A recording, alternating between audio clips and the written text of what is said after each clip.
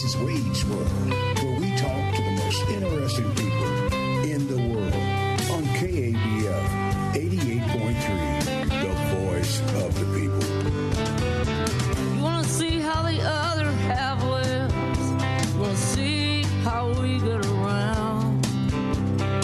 Why don't you come visit me on the east side of town? This is Wade Rathke, and you're listening to Wade's World, the Voice of the People program. Welcome to the east side of town so that we can talk about how the other half lives and what life is like here living in Wade's World, whether that's the east side of Little Rock, Greenville, or New Orleans, or on Acorn Radio in Nairobi, Kampala, Bengaluru, Bristol, or Bombay. Points east and west where we are either rebroadcast or live streamed at KABF.org, WAMF.org, or acornradio.org. A podcast will be available of this show on those websites and at www.chieforganizer.org. You know the story on Wade's World. We talk to the most interesting people in the world, and today we're talking to Phil Cohen. He's written a book, Fighting Union Busters in a Carolina Carpet Mill, an organizer's memoir. He's a longtime labor organizer and still on call at Workers United, Service Employees International Union's affiliate. Okay. Phil, welcome to Wade's World. Thank you, Wade. Good to be here. Well, look, you ended up getting called to service in an interesting campaign. So give us some sense of what that campaign was and what drove you to write this book. Okay, Mohawk Industries, a Fortune 500 company, was engaged in an illegal union busting scheme to try to get rid of an 80-year-old local in Eden, North Carolina. I was called in quite literally not just at the 11th hour, but the 11th hour and 59 minutes. The company had gotten the requisite number of petitions to file for an election. An election had been scheduled 10 days from the point where I was called in. And essentially, I had 36 hours nonstop work to investigate and to put together a compelling enough set of charges and an offer of proof that the NLRB blocked the election in order to investigate those allegations. And then naturally, I had to put up and shut up and deliver those witnesses. Give people a sense of what it means to say a desert election. It means that there is a window period that occurs shortly before a collective bargaining agreement expires when workers are allowed to put together a petition saying they want to have another election and an opportunity to vote the union out. And one of my specialties has been dealing with illegal union busting during the course of my 30-year career. I'm happy to say there's never been a local decertified on my watch.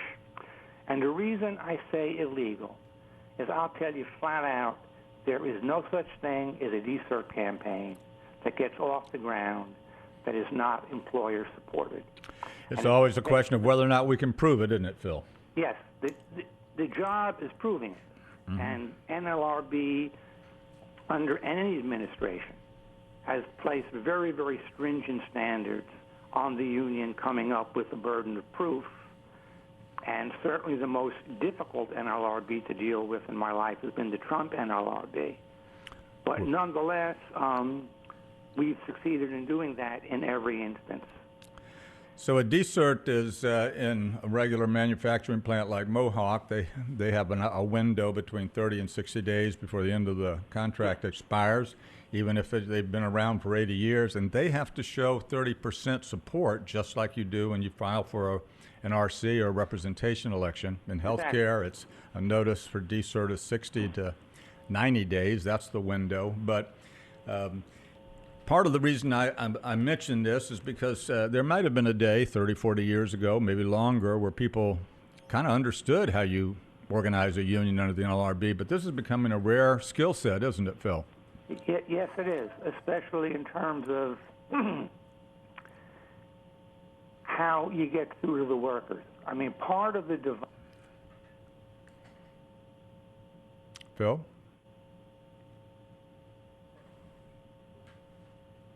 We're having some technical problems here. We're talking to Phil Cohen, who's written a book, Fighting Union Busters in a Carolina Carpet Mill, an organizer's memoir. Phil has been a long-time organizer for the last 30 years with unions, and he was called to service by Workers United, one of the affiliated locals of the Service Employees International Union, to handle working with a committee of that was involved in trying to prevent a decertification election in North Carolina. We're having some problems with Phil's connection into the studio, but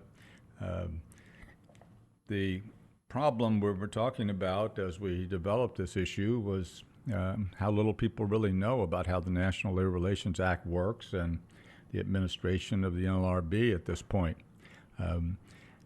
A decertification election has to be filed at a certain period of time. Obviously, people can file for a representation election at any time that they get more than 30% showing of interest by workers in a bargaining unit that's being petitioned for.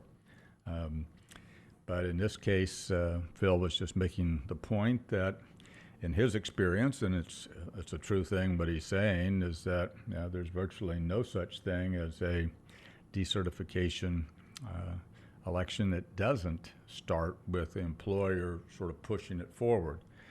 It's like many things, it's a burden of the union under the National Labor Relations Act and the National Labor Relations Board to prove that issue. And that can sometimes be hard to do. Bill's job in North Carolina with Mohawk was first building a relationship with the workers and then interviewing them over and over and over and over again to find if there were witnesses to the efforts to pass the petition. In some cases, he was able to identify particular supervisors, people that were given different kind of access to walk through the plant, promised different kinds of things about wages and promotions, and generally had some of the supervisors, some of the HR people were, he found witnesses eventually that had actually told people that they needed to hurry up and sign that petition so that they could get this union out of there. Mill work, carpet work, used to be in North Carolina a big thing. Obviously it was big in New England before it started moving south, and many carpet and other textile mills were headquartered in North Carolina, and this was one. I mean, to have a ongoing local for 80 years is really amazing, but that was the situation they were in. And still, they had to try to hang in. The local at one point had a number of bills around there. Part of what was sort of a sad thing is that they were, while he was fighting the decert, they were trying to sell their union hall because they really didn't have the members anymore to be able to support the whole affair. The campaign was also interesting, and when we get Phil back, he'll tell us about this, because the lawyers for Mohawk tried to use this to make law, as they say, by petitioning to the trying to petition to the National Labor Relations Board for challenge, and then to the courts to see if they could stop the process of being able to block the election. And the National Right to Work Committee, which files a number of these suits, joined to try to move forward in this way. Phil had expected, once they were able to prove the company involvement, that would pretty much be the end of it. But because the lawyers wanted to file suit to challenge the law, it was harder. While I'm trying to get Phil back with us, I'll just give you a sense of some of what is in his book. He talks about the compliance period, and part of it is the aftermath, which is sort of interesting in terms of what happened here and there in the campaign, the new issues, etc. But I'll read you something about from his book, give you a sense until we get him back with us. Chapter 20 is a barrage of new issues. There was little need for my involvement during the next few weeks, apart from routine phone calls and emails. The reciprocal relationship was evolving between the union and the company, and management was going out of its way to follow the contract. Justin notified me Greg Lovett had been promoted to plant manager. I felt a wave of relief pass over me as the worst-case scenarios dissipated. I instinctively liked Greg and thought he would be in for a far greater transition than imagined. Believed he could wrap his mind around collective bargaining and become someone the union could work with. I told Justin my counterproposal to the Neighborhood Watch memorandum remained unanswered. This remained a priority issue. Justin's across-the-table promise went undocumented. Discipline resulting from co-workers reporting each other was inevitable. I remained in touch with other managers, delighted they were actively representing people in workman's comp claims. Inspired by the experience of these women, I wrote a leaflet entitled Repetitive Motion Injuries. I cursed under my breath, noting my good faith effort. Phil, are you with me again? Phil?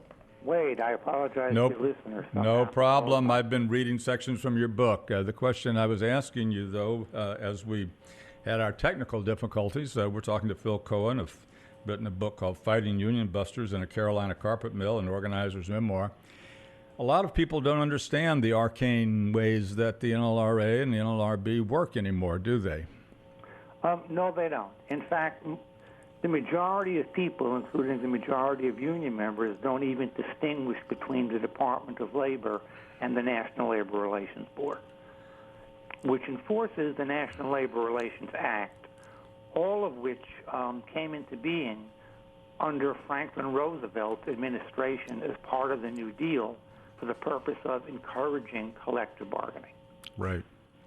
And the cornerstone of the National Labor Relations Act is that neither employers or unions are supposed to discriminate against workers based on their choices to join or participate in the union.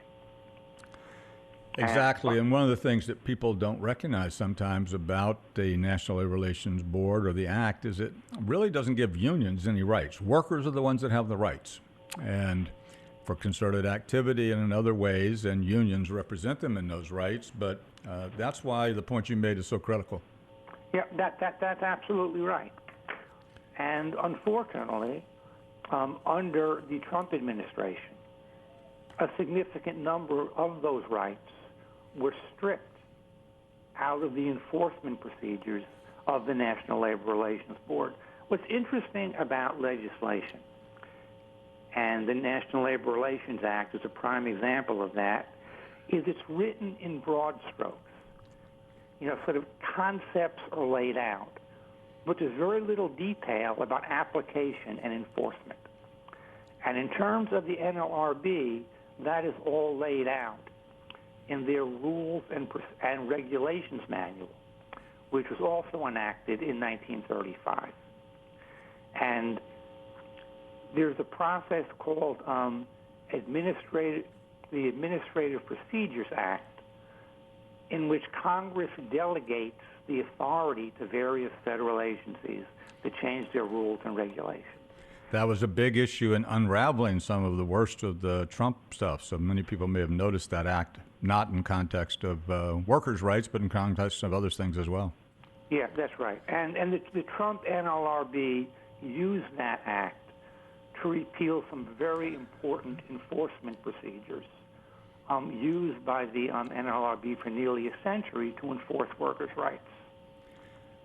Phil, one of the things the board seems to have done, and reading your book, I noticed this was one of the sort of 11th hour and 59-minute things the board did. It would have been difficult to block this decert election that you were able to do successfully under the rules that they tried to formulate at the very end of their term. I don't know if you're aware of that? That's absolutely right. They eliminated what's called the blocking charge policy, a policy that I built my career on enforcing, which states that if a petition has been filed for an election, but the union is able to file charges and an offer of proof, presenting a prima facie case of illegal employer support and involvement, the election is put on hold until those allegations are investigated. And if, in fact, the allegations are upheld, the petition and the election are dismissed. And just last year, the NLRB eliminated the blocking charge policy. So regardless of the allegations and evidence of employer involvement, the election is nonetheless held. And then in a very convoluted process, the votes are impounded and not counted until the charges wind their way through the NLRB and the legal system. But what that does is it leaves workers confused and uncertain, and it undermines and destabilizes the local for months, possibly years, while people wonder about, well, did that election matter or not? And particularly in a situation where you're already in a bargaining relationship, it certainly weakens the union's hand in bargaining if they're waiting. I mean, look, you and I both know by the time, even if you got a good or bad decision from the region, it's going to be appealed to the board itself, and then there's always an appeal from there into federal court, up to the appeals court, and I was once involved in a 7-year battle to get certification on a Hyatt election. We won by more than 2-1 until finally the Supreme Court denied cert. And the truth is, I guess I just listened to myself and you. I mean, I often make a joke about, I've practiced law 50 years without a license. And you end up in that kind of situation. But a fellow organizer remarked to me even 15, 20 years ago that as unions have sort of given up on the law creating the NLRA creating an even playing field and tried to get direct recognition, that's certainly been SEIU's primary tactic that the Workers United are involved with. And that means fewer and fewer people know these sort of arcane ways that you have to manage a campaign like you were involved in. That's absolutely right. It's probably one of the least documented aspects of American society. An interesting quick footnote.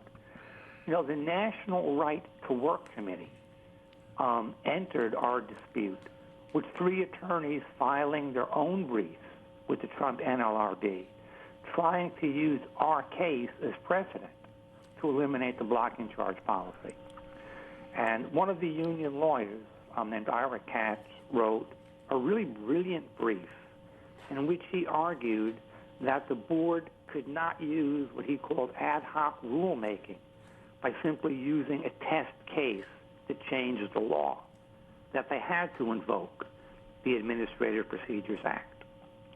And so that shut down that effort. It was just successful in another case. Luckily, not your case. Ultimately, the board went the legally defined route and did eliminate that policy along with others. It was interesting to me that you had to. I mean, I can remember the day when you could get an agent to come out to, your town, your work site, to take testimony. You had to ferry people back and forth to the office throughout the campaign. In some cases, with some of our key witnesses, it's interesting. I was very, very fortunate that the attorney supervising the case was somebody who I had worked on a major decert case with nearly 20 years before at a Kmart distribution center in Greensboro. So she knew me, and with her, my reputation preceded me.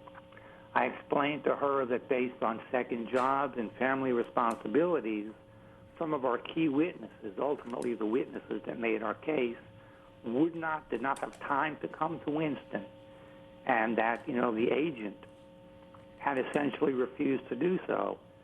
And she cut me off in like 30 seconds, said, "Phil, you got it. They're coming to Eden." Yeah, no, that was I enjoyed reading that part because I can remember those fights over and over again. Where do things stand in the plant now, Phil?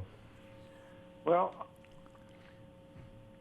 at the point where I exited from Eden, things looked really good. I mean, we built some membership in the union. We had reestablished the collective bargaining relationship with the company, where things are really on an even playing field. And, they realized, dealing with me is kind of a stick and carrot approach. You meet me halfway, I will meet you halfway. I have no axes to grind, but you really do not want to screw with my people, because if you do, you screw with me. So things were going well, and then ultimately, the Mohawk facility in Eden, North Carolina, was one more plant that fell victim to the pandemic. They had a big downsizing, and they're going to close in about a month. I was afraid to even ask that question because... as you know, textile companies are really an endangered species in the United States because of all the free trade agreements. Mohawk was actually, despite the fact that there was a union and the dispute, they were very heavily invested in this plant because it was able to turn out certain products better really than any other facility in the world. And their growing market sector was airline carpeting. But guess what happened to the airlines during the pandemic? Exactly. We didn't have people, stomping up and down the carpeting in the aisles. Airlines didn't need new carpeting as quickly as before. And so ultimately, the plant was just operating just way too deep in the red to keep it going. We're talking to Phil Cohen, a longtime union organizer and still sort of, keeping his phone charged in case Workers United of the Service Employees International Union calls him back into service. But he's written a book called Fighting Union Busters in a Carolina Carpet Mill, an organizer's memoir. Phil, a lot of people got a little bit of an education as this Amazon election that RWDSU ran in Bessemer, Alabama was on all media sources, front pages of papers and whatever. It's hard for union organizers not to have followed that closely and to have some opinions. What do you think about that whole effort? Well, clearly, Amazon resulted into, very classic strong-arm tactics of trying to, intimidate people who are out at the plant gate. It's hard to critique, be honest with you, it's hard to critique the work of other organizers if you didn't have boots on the ground. Absolutely. And, Absolutely. And so I respect that as a fellow organizer. But I would just have to, I would say, ask the questions I have in my mind is, could they have done a better job investigating and presenting charges to the NLRB to, keep the election alive? Should they have tried to block the election even with that new rule? I'm sorry? You think they should have tried to block the election? They certainly said that they felt they had unfair labor practices, and certainly what you read. Yes, they should have. It's possible. Again, I wasn't there. I know, and neither was I, but I couldn't help thinking, oh, my God. You knew they filed short in many ways. They had to sort of hustle to get to the numbers. So they were having to be out on the street leafleting. So you had to wonder how strong the committee was inside. But right. And man, I sure would have tried to block it if it were me. Yes, that's right. And the biggest, it's really the biggest question, the biggest issue is overcoming people's fear. Whether it's a new election, it's a decert election. And what I wonder is that they have the kind of staff on the ground that could stand up to the thugs and give it back to them, blow for blow. Because the one thing you got to be able to prove, you got to be able to lead from the front and never show fear in front of the workers. You got to lead by example and say, I ain't afraid of nothing, and you shouldn't be either. You got to have people that if people step to you and they threaten to kick your ass, you threaten to kick their ass right back, and you're able to back it up. Mm-hmm. And whether or not this is old school, we're talking now. Ground, I don't know. We're talking old school now for any of you young people listening in about how you not only build unions but keep them alive. And, I thought you hope that they are right, that this attention to Amazon, it's rare to see a big election of almost 6,000 people these days. Back 30 or 40 years ago, there used to be a fair number of elections over 1,000 workers, and those have gotten to be hen's teeth these days. So, I saluted the fact that they, were willing to fight to organize this. And Amazon tried some stuff that, in my experience, was unusual, offering to pay people to leave the plant. Wow, 2,000. That's a board charge. Yeah, I would have been there so fast. My head still would have been spinning. But 2,000 if you'd been there for 2 picking seasons, 3 if you'd been there longer.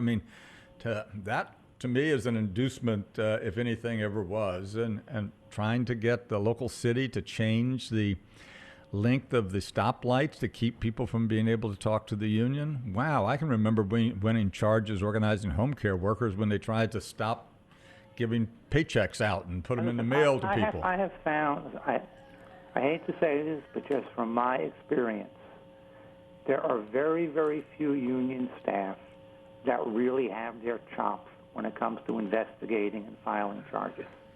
Right. It's not the filing of the charge. An allegation, by definition, is one sentence long, and there's templates how to do it. It's a question of investigating, which means getting people to trust you, to tell you things they're afraid to come forward with, and then getting them to actually give an affidavit to the NLRB. Exactly. And part of the reason I'm able to win that trust is because I am working people, and because I have been where they've been.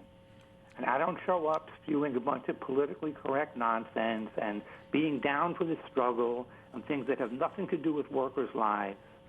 I appeal to the things that matter to them, the things that matter to their livelihood, to their families, to their just basic sense of right and wrong and not being pushed around.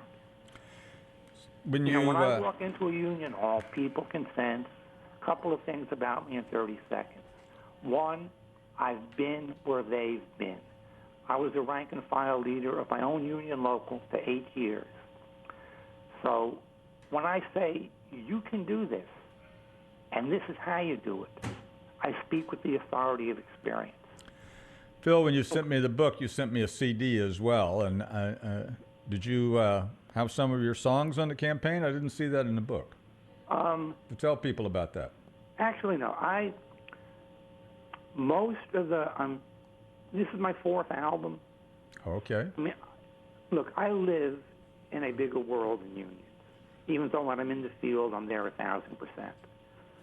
So my music is more personal in nature. It all has a working class flavor to it because that's my background. But my album is kind of a mixture. Some of it's somewhat country, some of it's somewhat blues, some of it's more folk. But I would describe it as songs of, it's talking about life, talking about people, and from a working class perspective. Phil, who are you hoping reads this book, and how can people get a copy? Okay, the book is available any place books are sold, but where you can get the best deal is on my website. Okay, tell us what that is, yeah. FightingUnionBusters.org. I am passing on my 40% author's discount to readers, and I'm including a free copy of my last CD. A lot of folks in my audience are working people, and they've been going through hard times economically because of the pandemic, and I just wanted to make my book available at the most reasonable price possible. And I've got some copies of the album left over. It was recorded in 2016, so I'm happy to throw that in. So once again, any place you like to buy books, it's there, but the best price by far will be on my website, FightingUnionBusters.org. I'm selling it at cost. FightingUnionBusters.org. Phil, it's been a pleasure talking to you. Are you able to get this book out during the semi-opening, semi-pandemic now, or are a lot of people reaching out to you? Yes, they are. Yes, they are. I bet we're talking union halls now. Yeah, I'm not in obviously I'm not in a position to do public appearances. I mean, your union conferences have all been put on hold. Right. It will start again this fall. I'll be making a lot of public appearances, be doing book signings at various bookstores. But most folks buy books on the internet these days, and I'll just explain where to get it. FightingUnionBusters.org. That's where you can get Phil's book. And, you know, given what we just said about Amazon, go anywhere, but maybe not Amazon on this book. Look, Phil, we appreciate you being with us. This has been Wade's World for another week, the world where the other half lives, where we talk about things you've never heard. And as Lucinda Williams sang, things you've never seen and will never forget. Wade's World is underwritten by the Darrow Foundation, a progressive force enabling change based in Little Rock, Arkansas. And as the song goes, we say it loud, we say it on the air, we say it on the radio. Until next week, when we'll have another guest, this is Wade Rathke from Wade's World.